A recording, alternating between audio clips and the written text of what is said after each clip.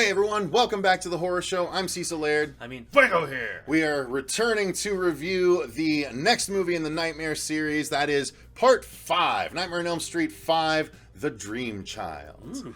So this follows up Part 4, and this is the conclusion of the trilogy that exists in the middle of the Nightmare universe. I guess it's the Dream Trilogy. The Dream, I guess so, yeah, pretty much. Dream Warriors, Dream Master, Dream Child. Yes. So, yes, those three movies, it starts with the story of Kristen, moves to the story of Alice, and concludes with the story of Alice. Mm-hmm. So, this is a direct sequel to Part 4, and it is, as I said, starring Alice once again, and Dan, who also survives from the last movie, as they once again have to defeat Freddy, who is now getting access to them while they are awake. Somehow, and they don't know how, and I forgot that it took like 40 minutes for her to figure it out. Yeah. Because I was like, she's like, how is he getting to me? And I'm like, because you're pregnant and he's sleeping. And then she's like, oh my God, is it because of... And I was like, oh yeah, you didn't know that. Yeah. I forgot that you didn't know that yet. Okay. So she finds out she's pregnant, and then she starts to put two and two together. But yes, so this is the Dream Child. Sorry, I'm diving into the story a little bit early, but... their overall thoughts, Fuego. Let's go overall thoughts. I'll start on this one, and I'll say that this was actually, when I was younger, this was one of my favorites that I watched a lot. I remember you telling me that. I don't know why specifically, but this and 4, I watched an awful lot when I was a kid. And I really have an appreciation for a good amount of it as a result. Like rerun rotation on cable? Yeah, pretty much. I think it's, that was those were the ones that they would replay on Up All Night with Gilbert Gottfried and stuff like that the most. Things like that. So I really enjoyed this one a lot when I was growing up. Now, I do still have an appreciation for it, but yes, I can see that this is the next big step towards Freddy becoming so much less of a horror character and so much more of a comedy character. Cartoon character. Yeah, cartoon character, essentially. So this is where that starts to happen. Freddy gets a lot of beats to have these lines that are just really silly, that don't really jive well with the scary Dream Master sort of thing. Yeah. Not that the Dream Master, the scary Dream Master, not the movie, but character, aspect is not there in this that much. Yeah. But nonetheless, I still kind of have an appreciation for the movie. There's still one tremendous kill, and there's a couple of characters that I really like the Yvonne character, and when I was growing up, I really liked the comic book death as well, even though it hasn't aged as well. It hasn't aged as well, but I still enjoy it for what it is. It's got the whole take on me kind of thing going on. It does, and this is, again, pre all of the comic book movies, including Blade. Yeah. So it doesn't have the aesthetic, of a character, though, who's that in the comic books is pretty cool, actually. Yeah, exactly. And so I did like aspects of it. Even some of the cheesy aspects of it I like. So I really kind of enjoy Part 5. It's not going to be up there with the tops because it is starting to decline into silliness. But I still enjoy rewatching Part 5 because it concludes that trilogy. So, yeah. Yeah, this is one that I probably remembered the least, I must admit, with the exception of one kill in particular, which involves a model being overfed food, or an aspiring model. But yeah, this is one that it's strange to me because it's darker in some ways than the last one, with all the child stuff especially, but then it's goofier in other ways than the last one, so I don't know how that happened, but it did. And when Freddy's on a skateboard that's got little claw things on the back of it, I just like this is where we're going now. And the end song that it's like a goofy rap kind of thing that you saw in so many movies in the late 80s and early 90s. Ghostbusters did it. All Teenage Mutant Ninja Turtles did it. Yeah, exactly. It was at the end of a nothing but T-U-R-T-L-E power. A strange film called Nothing But Trouble that I just watched recently for the first time, directed by Dan Aykroyd. That's a weird horror comedy from the early 90s with Demi Moore and a bunch of other people. But yeah, it was a thing. And yet I gained a better appreciation for the whole Alice arc of her having the child and the worry of her child being just corrupted before even being born, and the weird dreams with Jacob and stuff. I thought that stuff was very effective. I thought it actually aged pretty well, that whole thing, because he shows up in the hospital and he's like, I just wanted to check on you. Yeah. And it's like, what? That would be appropriately confusing when you're watching it growing up, It felt very much like a precursor to some of the stuff we saw in New Nightmare with Dylan, and with just a kid who could potentially be influenced, possessed, corrupted, whatever level of it all it may entail. And the return of Alice is great. She's a blondie in this now, except when that actress plays the Amanda Kruger character as well, which is interesting. And so that's one of the things that I appreciate the most about this. Well, no, that's just that scene. She was just envisioning herself being she's Amanda like Kruger, because it is a different actress playing Amanda Kruger. Once they eventually get to her specific scenes and some of the when she's birthing the thing, But I will say, as far as world building goes, this does a ton for Freddy backstory, as does the next film, Freddy's Dead, the sixth and final in this particular run. This and another comic, like the Marvel comic, have the most detailed idea of what happened to Amanda Kruger presented in film. Yeah, with all of the maniacs. And, the 100 maniacs. Well, it says 100 maniacs in this, but then in the comics they go to 1,000 for some reason. I don't know why. That never made sense to me. It's always been son of 100 maniacs because of part 6. Honestly, that's where I got that from. So yeah, so they do a really gross and unsettling job of giving you the visual picture of what Freddy's birth entailed, or just in, I guess, conception really is a better way of putting it.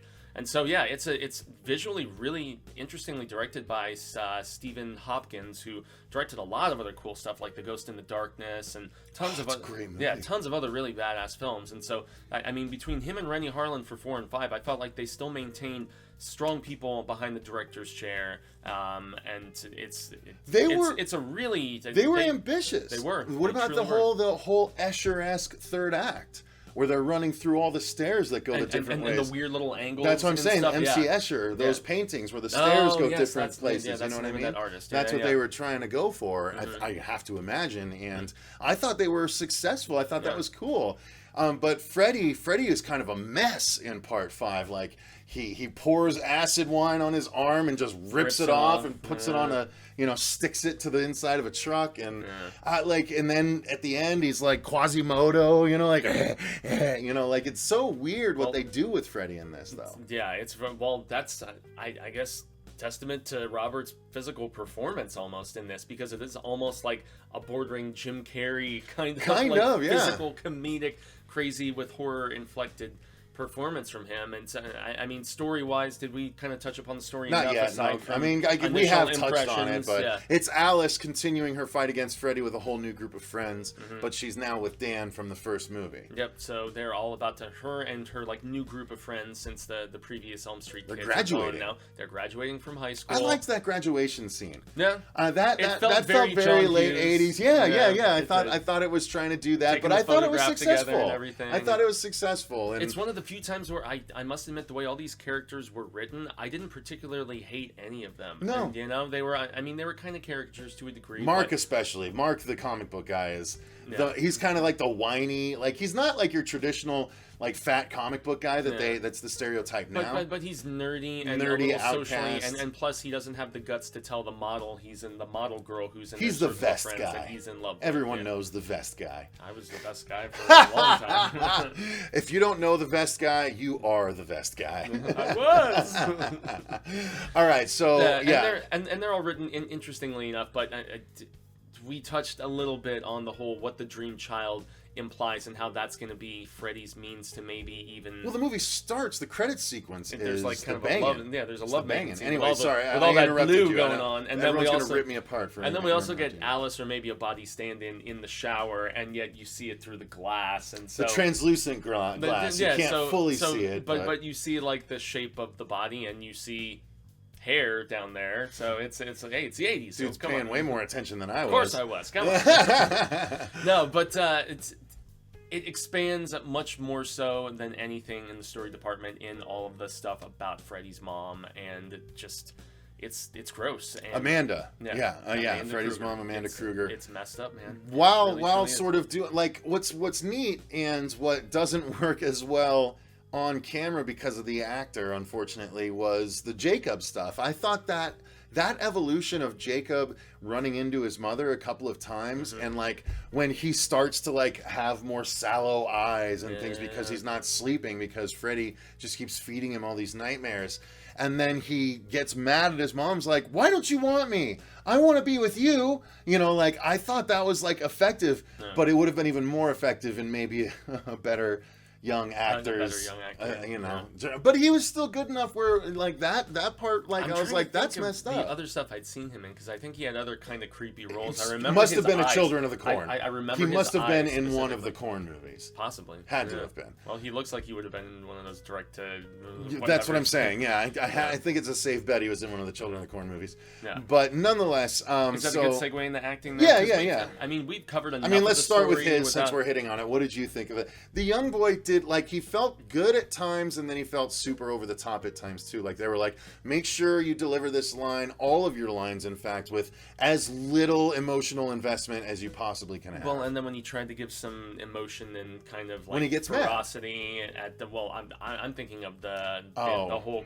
When he becomes Mini Kruger. When he becomes Mini Kruger and he's got the face makeup and everything going down. Teach me! Yeah. Like, he had to do that little growl. Yeah, as he's trying to save Alice and everything. Yep. And I guess that is one thing to make mention of, is that the confrontation in the previous one being in the cathedral. In this film, we go back to the cathedral in some of the dream sequences, and yet we end up in... Well, it starts there when he rebirths. Yeah. Which I actually kind of like the rebirth scene. Yeah. Like, the birth scene is weird, and he looks so weird. Practical, yeah. He looks like a little alien elf, like goblin E.T. almost kind of thing, yeah. But what I liked was when he slides... You know what? Yeah, you're right. This is kind of effect. Sorry, I'll hold off on it. All right, just remind me. I don't want to miss it. Yeah. So, acting-wise, though, getting back to it, continue, please. Yeah, so, I mean... Alice is strong. Alice is strong, and the rest of the crew is fairly strong. Dan's stronger than he was in 4, too. Yeah, he's given a little bit more to chew on, at least when he's in it, and he has a sequence that might be one of the most effective. It's up there. It's got to be top 3 or 5 kills. Really cool. In the Nightmare series. Spoilers. It's got to be. I'm not saying which one. I'm just saying it's got to be up there. It's such a good one. You have to think that most of the surviving characters, if not just about all of them from the previous films in these Nightmare movies, if they make it to the next one, they're probably not gonna carry on, to quote MCR. But yeah, the acting across the board, even from the parents, isn't too particularly terrible. It is overly hammy at the graduation bit with wanting to get photos and some of the silliness there. But yeah, Kid is decent enough, and Robert, he's obviously being directed to ham it up a little bit more, so in most of the cases he does with regards to the kills. But I do still feel, once again, when our big finale comes and there's like bodies molding together and all kinds of craziness, that he does give an impressive performance as far as dialogue delivery.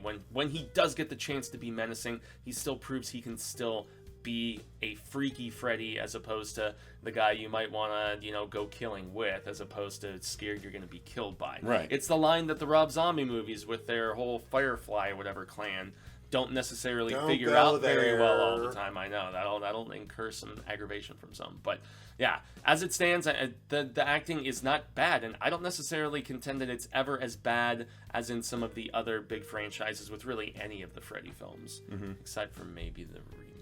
But, oh well, we'll leave it at that. We'll get to that too. Anyway, at some point. So yeah, no, the acting for me, I thought they're all fun. Again, I liked Yvonne. I liked the girl that was the aspiring model. Her mom was such a tool that I just loved to hate. Mark I associated with because mom. Yeah, Mark I associated with because he's comic book and I love comic books. So I definitely associate with that guy, and I'm like, when he turns around all shooty, I'm like, that's not the superhero I'd go with. I'd go with Superman, because you could literally tear him apart and fry him with your heat vision. Instead, he goes Freddy coming at him. Yeah, well, that's the thing. Yeah, Super Freddy. Yeah. Which I still think, if I could ever get myself into the shape I want to cosplay as Super Freddy and do everything in black and white. Yeah. Get a black and white mask made and all that, and actually get it done right. So I want to.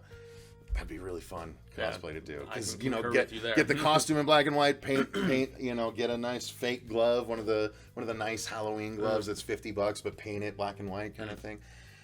Anyway, or get one from Nightmares Unlimited, which might already be in the works. Nonetheless, shameless. But yeah, so I like the acting. Alice and Dan, again, I've mentioned it a couple times. I enjoy them. Alice's dad impressed me, coming back in this one as the sober version. He gets more of an arc in this, yeah. You can tell that he's actually still caring and compassionate despite his problems, and I feel like even at the end of 4, you could see him turning a page a little bit, where he was talking at the end, near the end of 4, about, I know what's going on with you and all of your friends, because he saw Alice's brother is dead, most of her friends are dead. That's where you could see see the shift starting to happen, and you fully realize it at the beginning of 5, where she's like, oh, my dad didn't even show up to the graduation, and then she sees him, and it shows he is still there, and he does care, and he is trying to cares enough to not embarrass her in front Yeah. of anyone else. He doesn't want to he doesn't want her to be embarrassed by him being there. Yeah. He's a really caring character. So I did like that some of the characters actually got improvements and arcs and stuff like that. Yeah, the father and the boyfriend in particular for Alice were improved. So, and as we actually briefly mentioned in 4, this one definitely got back into the Amanda Kruger storyline big time. As we said, we get to see the 100 Maniacs kind of encroach on her and things like that. But and even the birth performance of the mom, and then when we see her in her, I guess, monastery attire through some of those bits where she's trying to... I mean, she's in kind of like a purgatory herself as far as the storytelling goes, and so that they have determined, Alice specifically, that that's their means to possibly finally vanquish him. The one thing that I will say as far as storytelling goes, with just one last little bit that I do want to mention, is that I do feel like they approached each of these sequels with a logical and actually interesting angle for expanding the story of Freddy and having a decent means of trying to vanquish him. They're like, okay, maybe this is a source to finally get it done. Maybe this is a means to finally get it done. And going the motherly route, I mean, it made sense, especially with the dueling mother aspect with Alice. I mean, it all correlates pretty well, I think, in both story and performance. It's not a bad entry, even though some have called it as such, a few times. So. No, I agree. It's still strong enough to exist. 6 might... I don't know. There's still some strengths, but it might be, you could call that a bad entry. But nonetheless, let's segue into the effects then. Really good stuff. And this is what I wanted to talk about when I was talking about it earlier. Yes, Dan's kill is great. We'll get to that. But I liked the effects of the baby was a little silly, yes. But when the baby was starting to grow into Freddy, and its feet were long and distended, and then even Freddy, when he first arrives, one arm is super long, and it's still his fingers move way over here, and he's just and he brings it over, and it's so much longer than his other arm. It's way up here. I liked that. I thought that was really cool and creepy. And then the window explodes behind it, before he first stands up like that and everything. And it's this weird alien thing that flops forward. It's gross. I thought it was gross and creepy, and it really established a certain aesthetic for the movie that was disturbing. So I kind of liked it. Yeah, I also the rest of the movie didn't live up to it, unfortunately. yeah, putting the cart before the horse. There you go. You got it that time. Did I get it that time? You got it. I made a good one. But I love the stuff where they showed the baby inside her stomach, not just the whole oh boy, what is it? Where you go and you get your checkup, and then they actually ultrasound. Ultrasound, there you go. That's the terminology. But they actually have other bits where they go into the stomach and you see the actual child growing, and just Freddy going through the little umbilical cord kind of thing, and then sending his soul in there to feeding them to him to power and move towards evil, this unborn fetus and stuff. And it's just, that's the stuff in this, besides the Amanda Kruger, that dueling aspect of the former mother of him and how he's trying to corrupt this new mother. I thought all of that was done visually very effectively. And while there are a couple well, actually no, as far as so kills go, there's really this has a lower body count, I think, than the last couple entries, at least. Yeah. And so, but the two main ones that I love so much are our model and our Mr. Need for Speed, man, the boyfriend. Yeah. So, Yep. I mean, just the way the motorcycle, the face of Freddy robotically coming and then taking and piecing off bits of his face, and it's almost like turning him into a half cybernetic crazy. It's so dope looking. Yeah, it's one of the best kills in the franchise, 100%. Agreed. It's super cool looking. So yeah, effects wise, the movie's great. Cool set design. Set design is fantastic. The swimming pool area, and where she, when Yvonne dives into it and the pool becomes the tiny board little... is turning around and becoming the claw, and then there's super another cool. one coming up behind her and stuff like that. Yeah, that's all really well done stuff. I really enjoyed it, and I thought the black and white aspect of the comic book kill was cool too. And then we do end up back at the asylum too, and all the stuff at the asylum for the finale looks very cool as well. And we do have another appendages coming out, combining characters. Again, another nonsensical ending. Yeah, and it honestly feels like they were trying to outdo the one in 4 to some degree, and it wasn't as logically explained as Right. why it was happening. Right, so it didn't still work looked quite pretty as cool, well. but no, as far as the like fitting, like serving the story, it was a lesser attempt. Right. But still looked cool. So yeah, I mean that's pretty much the. I don't know anything else to say about the movie. I think Music, not a memorable theme not song really. like in 3 and 4. We had 2 memorable themes in 3 and 4, and we did not have that in this one, regrettably. And we had the aforementioned rap in the end credits. So I don't know, but this is another underrated one for me that I appreciated more. I wasn't over the moon for it, like I was number 2 upon rewatching it. But 5 it's a solid entry, whereas 4 is a strong entry. 5 is a solid entry. Solid. Yeah, exactly. Solid. All right, so I think that's going to do it for our review of The Nightmare on Elm Street Part 5, The Dream Child. Thank you guys very much for watching. Let us know what you thought of this one in the comments down below. While you're down there, click that like button if you enjoyed the review, and subscribe. Click that notification bell if you want to make sure you don't miss episodes going forward. Ding, ding, We ding. greatly appreciate it. It would hugely help the channel if you do it. Guys, if you didn't know, we launched the Indiegogo campaign for our own Freddy movie called Dylan's New Nightmare. It is a sequel, non-for-profit sequel to Wes Craven's New Nightmare, and it is available now to be funded. We're trying to raise a certain amount of money to make sure we can do it right. So anything you can do, if you can contribute, great. If you can just share it, great. Anything like that helps you guys. We appreciate it very much. The link is in the description box to that down below as well. Thank you very much for watching. Until next time, I've been Cecil Laird. Gracias to our patrons of Jaime and Fuego. And remember, stay scared.